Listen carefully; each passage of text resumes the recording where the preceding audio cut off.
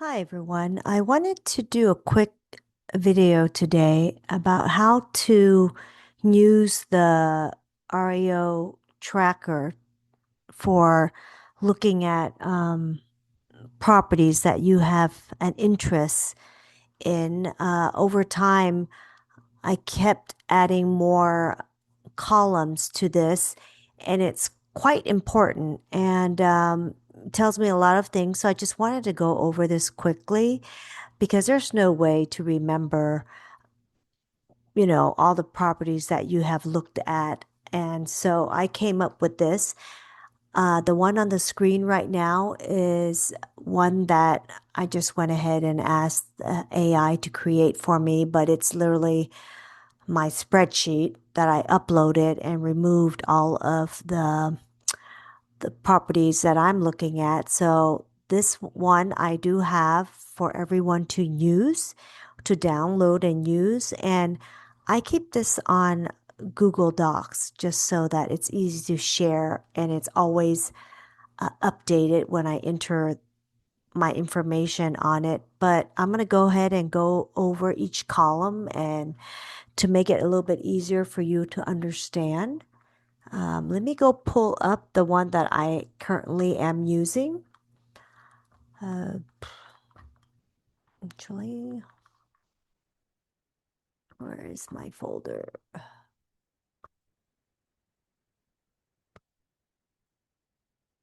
Okay, so let me share this one. Okay, so, so I started off with Indiana. And so right now, the blank spreadsheet that was provided has it broken down into REOs and pre-foreclosures, but that's not what I do. I put all the states that I'm interested in and I break it down by the first half. These are the bank-owned properties.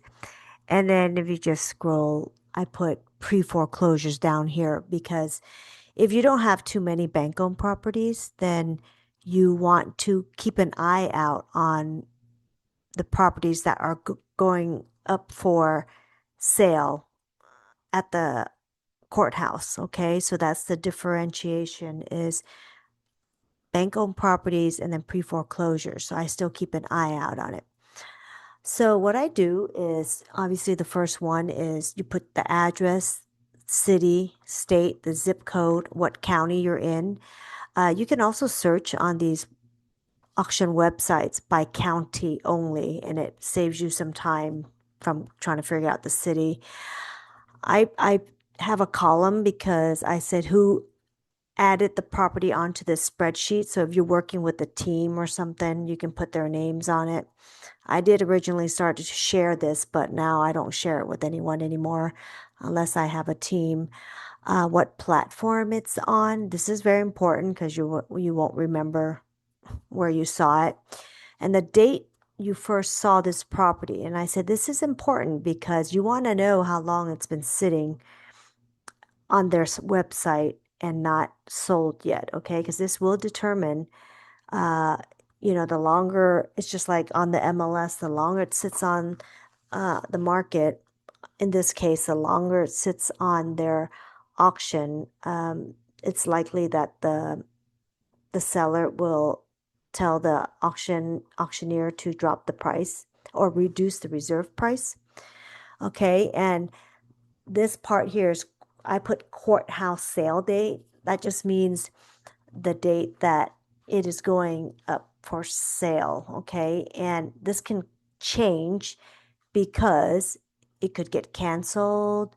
Like down here, um, when I put this date, it's technically for the pre foreclosures, and it'll tell you when. And this will be on all of the auction platforms. You'll see what is the court date, and you put it in here. This is mainly for pre foreclosures. Up here, it's already foreclosed. And so I have one here where I was looking at it, and it's got removed. Like literally, that's what it said. So I just put next to it removed or canceled. And usually when it's canceled, that just means the sale got postponed. Maybe an attorney not an attorney, but they filed bankruptcy. That's one trick a lot of people do is file bankruptcy to get the sale date postponed. And it'll reappear again another time. Um, and you can check when the next date is by going to the county website where they show the sheriff's sale. Okay. So I go to Vandenberg County, or that's why this county here is important for you to list, because I also pull on the county sheriff's sale to see and check. This is when I have time. I'll look and see what foreclosures and I'll research it first. Anyways, let me just go to the next one. So if you are looking at a foreclosed a bank-owned property, then you'll put the auction start date when it ends. Like I said, it's every week on the same date, depending on which auction house. And then there's a column, interior inspection, inspected by, uh, actually, this one I do put the date when it was, no, I'm sorry, I put the initials of my contractor who went to look at it. There's a column for the starting bid, and like I said, depending on the how big the property is, they start either high or low. Usually, you really smaller properties start at 25,000, but this is normal. Um, Here's a reserve price column. Uh, this is the most recent one that I was looking at, and I got this number because I pulled up the property detail report and the sheriff's deed was recorded and it said 187,600. Sometimes I don't buy these properties, right? And I want to know what it's sold for. So I'll put the auction sold price. So it will say once it's closed, it will say sold. The ARV is 270. I haven't gotten to, actually, I shouldn't say that. Zoom.com plays or shows differently, and they show own it now price. Okay. Auction.com doesn't do that, nor does Service Link. But if you're on Zoom, it'll say own it now. And I've actually clicked on that before and bought properties because I still do all my other research. I've looked at the property and do I think it's worth that price, own it now? Then I click on it. Then you bypass the whole auction and you'll win the bid and they'll just cancel the whole auction if you choose to own it now. Okay. Then I have bedroom count, bath, square footage, the lot square footage, how many stories. If there's a basement, in the Midwest, there's basements. Sometimes they'll say finished basement, partial basement. If there's a garage, and if there is, you can put how many garage, the year, and if it's renovated, because a lot of times it's kind of a plus if you're buying up, you want to bid on a property that was sold to an investor who renovated it and then resold it, right? And so I bought a few like that as well. Again, my criteria is to buy properties that last sold 2020 or earlier. Now, there is still a chance. Today is, August 2026. So if it was January 2020, that's still a good 6 years that something bad could still happen to the, people just don't take care of the home. So I've seen where a completely renovated house is still trashed with the occupant, whether it's the homeowner, maybe not, maybe they're renting it to somebody and that person trashes it, but I've seen that as well. Buyer premium, if there is one, you can put what it is. It's usually I see more 5%. Sometimes I see 3%. Um, I don't even know why I have this column cash here. What I want to know is what type of loan it was when it previously from the previous owner. And you can find this on the property detail report. Usually, oh, you know what? I guess so there's a first look period. And so far, I'm looking at this now. It might be just for conventional loans. What that means is if the property foreclosed, just foreclosed, and it's on the auction website, investors cannot bid until after this date. Okay, you can't bid before because what they're opening it for people who are going to buy the property to live as primary residence. So that's what the first look over period is. Um, you know, sorry, I made a comment that it's unconventional. I've seen FHA have it too. Now that I recall, it used to be 30 days, but now they changed something and it's 15 days. And the reason for that is because they don't want that house to sit on the market long and it can, get damaged, get squatters or whatever. So now the first look period is 15 days. Now, I don't know if that actually applies for a conventional loan. Um, so that's what first look over period will say when you're on that website. So this notice of trustee sale I have, it's actually for, I think the date it got foreclosed on. Actually, I'm sorry. Notice of trustee sale just is a notice. After 90 days, there's a default, notice of default. Then there is a notice of trustee sale. So that's the date that will be at the courthouse sale date. Okay. I don't know if I just did something redundant. I may have. And then the date that it actually foreclosed. So let's say you've got the September 1st, 2026 is the date that it goes up for sale. And then nobody bids on it. It goes back to the beneficiary or the plaintiff, which is the bank. That will be the date it foreclosed.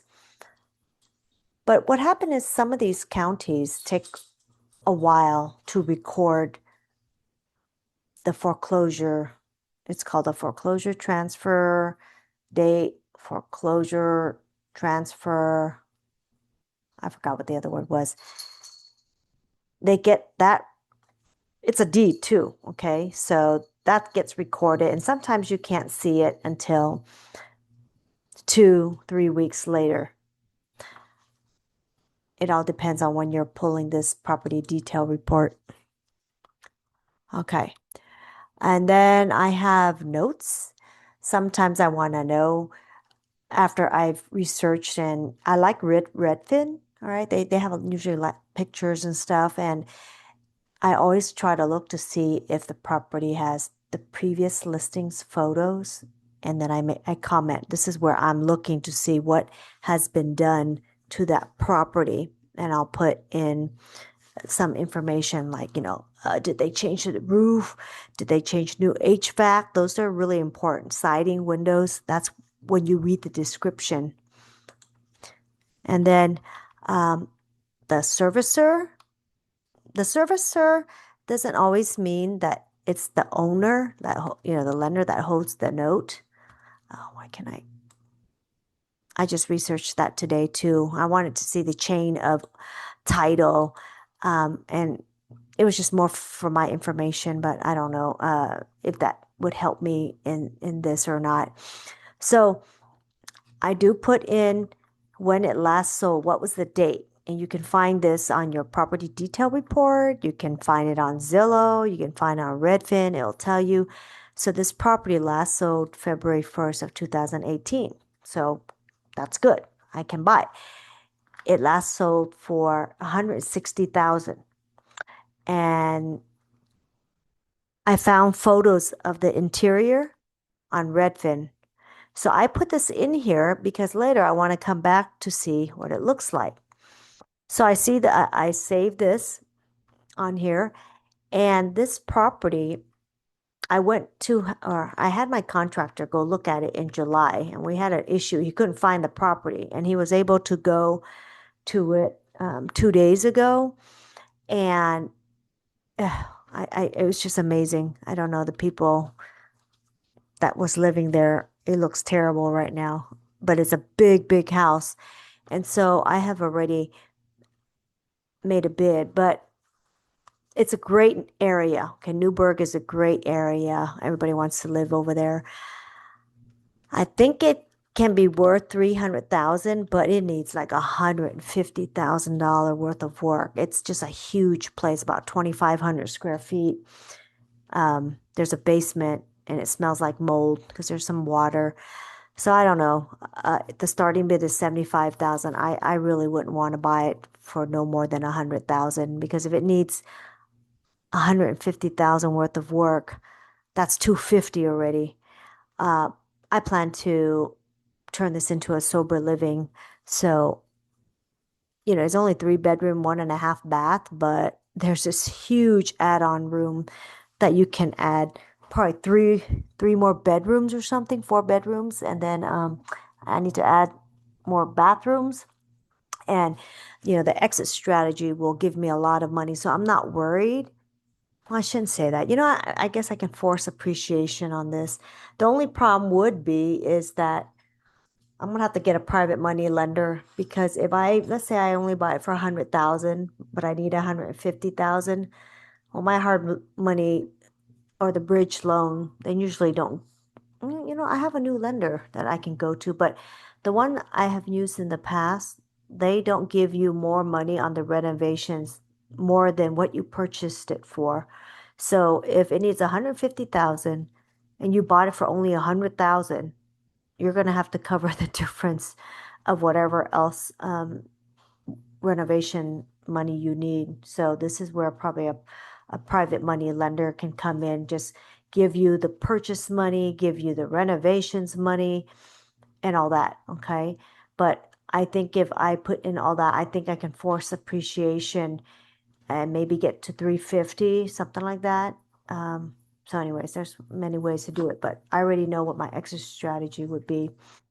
So that's it for the spreadsheets. Okay, so I have one for every state that I'm interested in. It's very important that you go and put all this in there. Yes, it's a lot of work. Trust me, that's why I said this is a lot of research. But I come back to this spreadsheet all the time, because sometimes you want to have these properties on here because um, the more you have, the more you work with, you know what I mean? So you always go back because these take, maybe once a week. And when you save the properties, you will get notified. And then I guess the next thing I should be showing you is that on auction.com, if the home has been inspected, because the bank will send somebody out, I don't know, once a month to verify if the home is occupied or not. They check on the condition of the property. So you receive an email that says new inspection report, and I'll have a date. So you really want to look at it because you want to, they'll take photos inside if they got inside. And so then that's your key to see how much repairs will be needed for the property. Okay, so and then I just had a spreadsheet. I put all my vendors that I use in that area, how I pay them. I get their banking routing numbers too, so I can pay them. Um, so let's see here. I keep once I'm under contract, and then at the auction companies, they have someone who's the auctioneer, the guy who does the sales. They do all the pictures, they market it. And once you bid, you're going to be negotiating with the sales guy. If, they tell you you need to go higher, or something like that. But once you win the bid, then it goes into contracts, and then you got to fill out the checkout, and then you go to then the next person you're going to deal with is the senior asset manager. And then once that's done, ready to close, then you go to a closer. So even within the auction platform, you're dealing with many, many departments. It's like good luck trying to call some of them. So what I ended up doing was I get people's phone number, and because later on, if I need something, I'll email someone else there and go, hey, can you help me? So what I started to do was gather their information, where they work out of, what title or company they use. Some of these sellers use an attorney, and all these attorneys or all these closing company, my God, they handle certain sellers, certain banks. So I just start to talk to everybody if I can, and kind of pull information. And some of these people who work here have been with the company for like 10, 15 years, so they know the last time it was. I always ask them, hey, what do you think? Do you think there's a lot of foreclosures going on right now? And they'll say, yeah, we're slammed. We have so many, like ask questions. That's how I always get to know everyone, and how each what happens, you know, at these auction platforms and stuff like that. You just have to start talking to people and ask a lot of questions. Just don't talk to them on the day that the auction is ending, because the auctioneer has to, like, literally, they're sitting there bidding higher so you can go up to the next one. Okay, that's what I found out with Zome, was don't talk to them on a Tuesday, because that's when the auction date ends and they can't answer your phone calls or your emails.